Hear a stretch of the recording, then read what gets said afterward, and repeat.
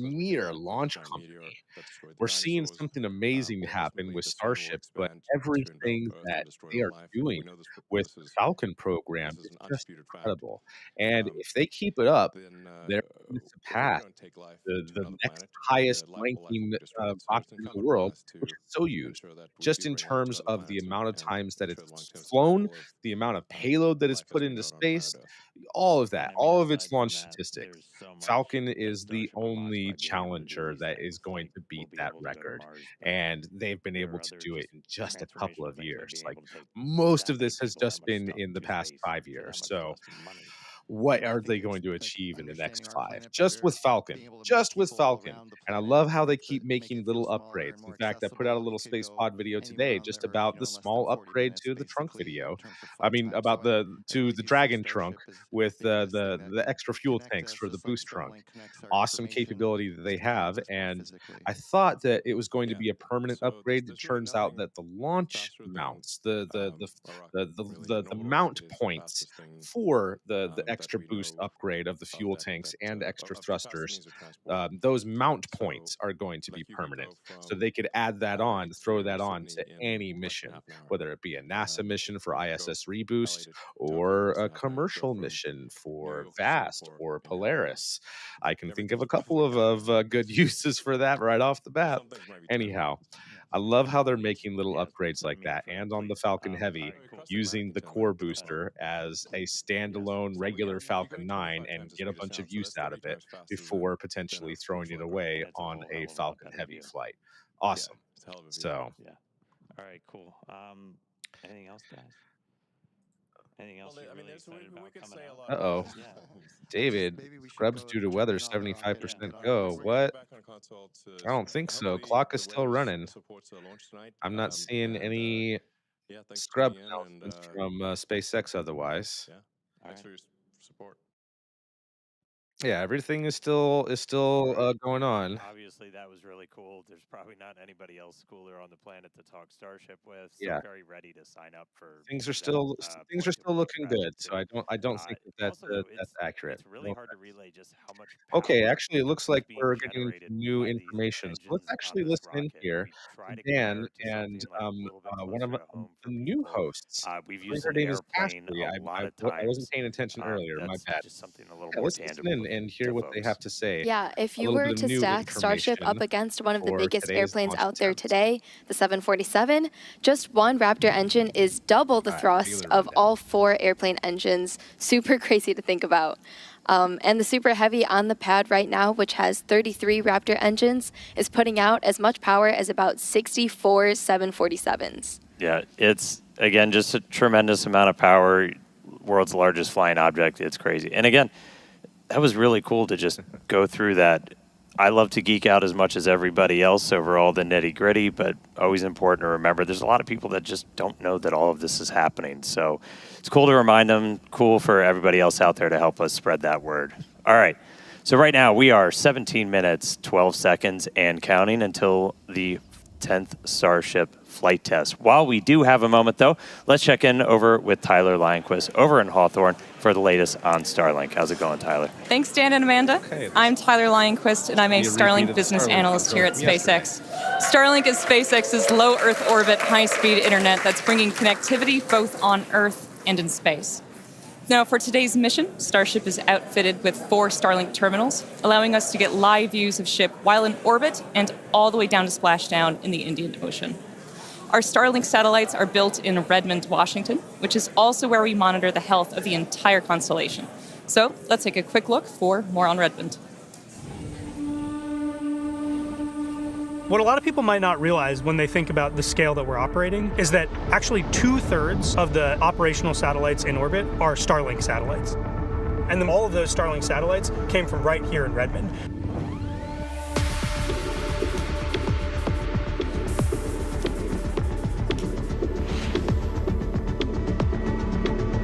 We've currently got a constellation of over 8,000 satellites that are flying around in orbit. So they're working together to fill out the whole surface of the Earth, make sure everywhere can have service.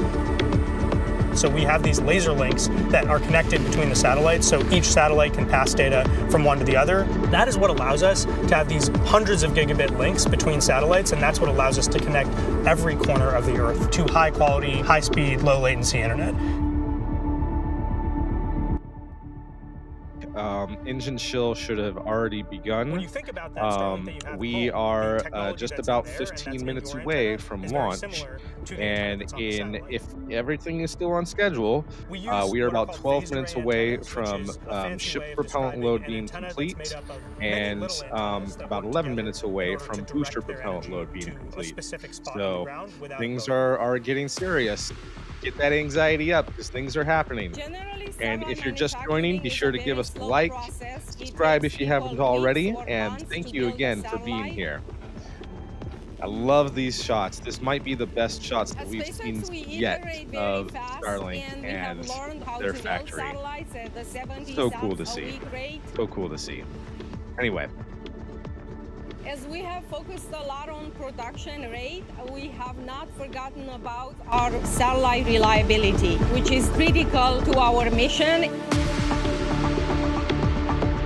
If you look at the whole world and you ask, where is the satellite industry? It's right here in the USA, in Redmond, where the vast majority of satellites being built are being built right here. Starlink is a truly game-changing technology, and it's all supported by the global satellite constellation from this space here in Redmond.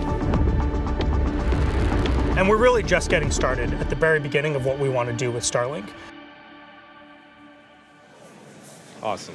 Now, as we mentioned earlier in the show, one of today's objectives is for SHIP to deploy Starlink simulator satellites that represent the advanced V3 satellites Starship will be launching in the future. And as you can see here, Thank you, James. once Starship reaches a nominal orbit, the payload door will slowly begin to open to prepare for deployment. Yeah, this The this Starlink right here, satellites will this be is what I can't dispatched wait to relatively see in quickly, real one life. at a Not time, this shot, like a obviously, Pez but dispenser, as you can we'll see on your here in screen. just a second. They'll be situated in one long stack, taking up as little space as possible, allowing for an efficient deployment sequence. Once a set of Starlinks are deployed, the next set advances and deploys until they are all drifting away from Starship to prepare for their on-orbit life. Each Starlink V3 launch on Starship is planned to add 60 terabits per second of capacity to the Starlink network. That's more than 20 times the capacity added with every V2 mini launch on Falcon 9. Right here. So we're talking about a massive increase in performance all that around, shot. which will I ultimately think we're enable gonna get Starlink to this serve shot as in the real life communications someday. backbone of the missions to the moon and to Mars. So Go for now, we're going to Starship. turn it back over to the team at Starbase.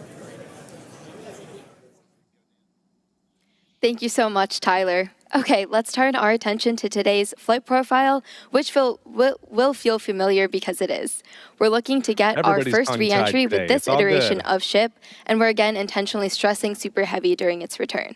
The next generation booster is on the horizon, so the objective is to push and learn all we can from this current version. All right, let's jump right in. As Real always, it's going to start JTTV. with liftoff. Super Heavy It ignites. is kind of 33 crazy that they engines stayed with lifting off from Starbase and Washington. ascending. It's going to power that ascent However, for there about is a 2.5 lot of minutes until we get to other hot stage space separation. industry Super Heavy shuts down all stuff 3 in engines. the area, Deeply in the throttles the region. remaining one. Stage 2 lights its and flies away. They are We get building stage all of this stuff separation and in directional Texas as flip. well. It's going to descend. We're going to do So some I think that it's landing just a burn matter of experiments and then do a splashdown in the maximizing. Gulf. They might shut it Meanwhile, down SHIP someday. continues on with its They ascent might burn, keep it. It again just might have been reaching a too planned much of a suborbital hassle and too trajectory. much of an We'll attempt to interruption deploy in 8 Starlink operations. simulator satellites and Maybe then not. head back for Maybe there's other re-entry, reasons. where Maybe we'll there's be tax testing multiple incentives experiments, including missing or tiles, other reasons metallic that I tiles, don't know and of. intentionally loading the vehicle's But flaps. there's a lot of SHIP will cons also as attempt well. a flip Actually, maneuver, you're and bringing if up all one of goes them. as planned today, There is we'll industry conclude there, the but the test with a shipping costs saltwater must be splashdown in crazy. the Indian Yes and Ocean. no. There's a lot of So port that's what stuff, we but have yeah, on deck shipping for Flight costs are 10, which is insane. just about And there's 11 a lot of minutes, other 40 weird seconds from local launching. tax That's stuff right. that And so is just pretty a insane quick too. status So check-in. yeah, So as you said, still we're weird about that there 11.5 is minutes still away. in Washington, We have but some good news. all We good. got our latest range and Oh, weather status, and surprise, everything is looking green today. Thank So goodness. that's the all biggest news right. that we were looking for. Again, weather is the main watch item for today, but we are green right now. We're not tracking any issues with the vehicle or ground systems, so we are looking pretty good for launch. We did all of our normal pre-flight checkouts with all the different vehicle and pad systems. At this very moment, we're almost done, or we're pretty far into our prop load on ship, and a little bit more to go on the booster. Still no greens, no Yep, reds or looking yellows. closely, it We're looks like looking we're good. nearly closed out on All ship, right. like Dan said, about 70% of the way through on both methane and LOX on the booster side. We'll continue loading prop for a while. We'll close out at about T I love how they minus have the 30 wind minutes, and 20 temperature in second the on bottom ship, left and corner then 30 there. seconds later, we'll finish up loading prop on the booster. Have they always done Yeah, that, so or have they done that on bottom the last line, couple and I just little didn't over notice 10 it minutes before? to go. Range is green, weather is green, vehicles looking healthy. We're looking good to launch Yeah, right at actually, the funny to top say we're of looking our green because window green at is 6:30 rain on the p.m. radar. Central Time. Can't Red wait. being All right, severe now let's lightning quickly or talk even about Mars, tornadoes. since everything we do is part of our foundational mission to get to the red planet.